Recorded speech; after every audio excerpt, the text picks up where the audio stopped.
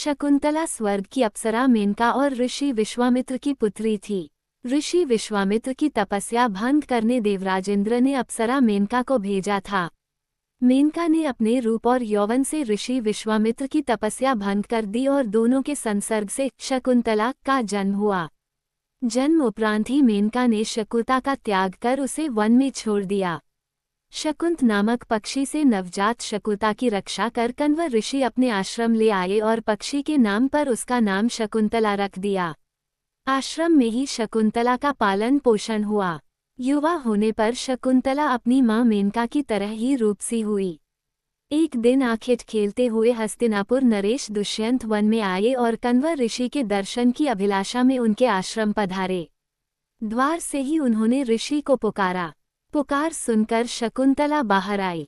शकुंतला के रूप को देखकर राजा दुष्यंत मुग्ध हो गए।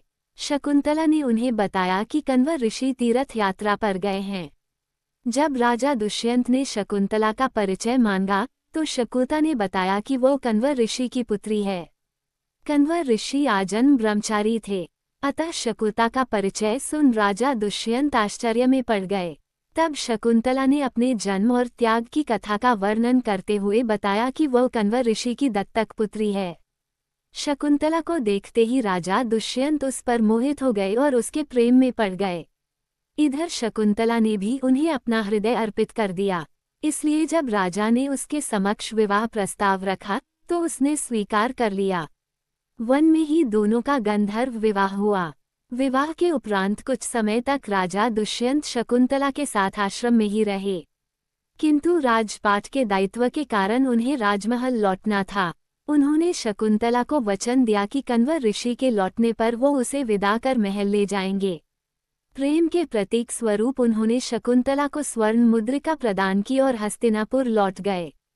इस बीच एक दिन कण्व ऋषि के आश्रम में दुर्वासा ऋषि पधारे और पुकार लगाई। राजा दुष्यंत के विचारों में खोई शकुंतला उनकी पुकार सुन नहीं पाई, जिसे दुर्वासा ऋषि ने अपना अपमान समझ लिया और शकुंतला को श्राप दे दिया कि जिस किसी के ध्यान में लीन होकर तूने मेरा अपमान किया है वो तुझे भूल जाएगा। दुर्वासा ऋषि का श्राप सुनकर शकुंतला का ध्यान टूटा और वह अपने विचारों की दुनिया से बाहर आई। वो ऋषि के चरणों में गिर पड़ी और क्षमा याचना करने लगी। तब दुर्वासा ऋषि का हृदय द्रवित हुआ और उन्होंने कहा कि मैं अपना श्राप वापस तो नहीं ले सकता, किंतु तुम्हें ये आशीर्वाद देता हूँ कि तुम्हारे प्रेम का प्रतीक चिन्ह देखकर तुम्हारे प्रेमी को तुम्हारा पुनः स्मरण हो आएगा। समय व्यतीत हुआ और कण्व ऋषि तीर्थ से आश्रम लौट आए। उनके वापस आने के पूर्व ही शकुंतला गर्भवती हो चुकी थी। उसने कण्व ऋषि को राजा दुष्यंत और स्वयं के गंधर्व विवाह के संबंध में पूरी बात बता दी। कण्व ऋषि उससे बोले कि विवाहित कन्या का अपने पिता के पास रहना उचित नहीं है, उसे अपने पति के घर जाना चाहिए और उन्होंने एक शिष्य के साथ शकुंतला को राजा दुष्यंत के पास भिजवा दिया। हस्तिनापुर जाने के मार्ग में राजा दुष्यंत द्वारा शकुंतला को दी हुई स्वर्ण मुद्रिका पानी पीते हुए सरोवर में गिर पड़ी और एक मछली द्वारा निगल ली गई। जब शकुंतला राजमहल पहुंची तो राजा दुष्यंत ने उसे पहचानने से इनकार कर दिया। दुर्वासा ऋषि के श्राप के प्रभाव के कारण राजा दुष्यंत उसे भूल गए थे। उसी समय स्वर्ग से शकुंतला की माता मेनका आई और उसे अपने साथ ले गई। शकुंतला को कश्यप ऋषि के आश्रम में छोड़ वह वापस इंद्रलोक लौट गई। कश्यप ऋषि के आश्रम में ही शकुंतला ने एक सुंदर बालक को जन्म दिया। इधर शकुंतला को भूल चुके राजा दुष्यंत को एक दिन एक मछुआरे ने एक स्वर्ण मुद्रिका लाकर दी। वह स्वर्ण मुद्रिका मछुआरे को उस मछली के पेट में से मिली थी जिसने वह मुद्रिका निगल ली थी। राज चिन्ह देखकर मछुआरा उसे राजा को लौटने आया था। मुद्रिका देखते ही राजा दुष्यंत की याददाश्त वापस आ गई और उन्हें शकुंतला के बारे में सब स्मरण हो गया। उन्होंने तुरंत सैनिकों को शकुंतला को ढूंढने भेजा, किंतु वे उसे ढूंढ न सके। स्वर्ग में देवासुर संग्राम छिड़ा हुआ था। देवराज इंद्र के निमंत्रण पर राजा दुष्यंत उनकी सहायता हेतु इंद्र की नगरी अमरावती गए। युद्ध में विजयी होने के उपरांत वे आकाश मार्ग से वापस लौट रहे थे कि उन्हें कश्यप ऋषि का आश्रम दिखाई पड़ा और वे उनके दर्शन के लिए रुक गए। आश्रम के आंगन में राजा दुष्यंत एक सुंदर बालक खेलते हुए देखा। जिसे देख उनका प्रेम उमड़ आया।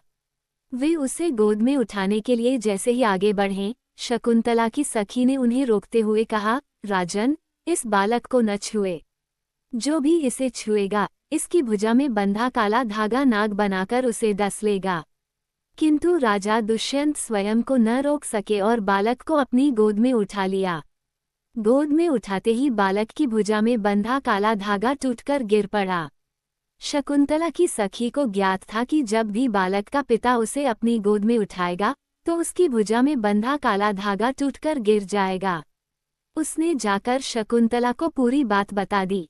शकुंतला राजा दुष्यंत के पास गई तो वे उसे पहचान गए। क्षमा याचना कर उन्होंने उसे राजमहल चलने को कहा।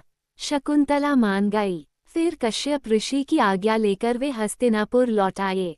इस तरह दोनों की प्रेम कहानी पूर्ण हुई। दोनों के पुत्र का नाम भरत था, जो आगे चलकर एक पराक्रमी राजा हुआ और उसके नाम पर भारत का नाम भारतवंश पड़ा।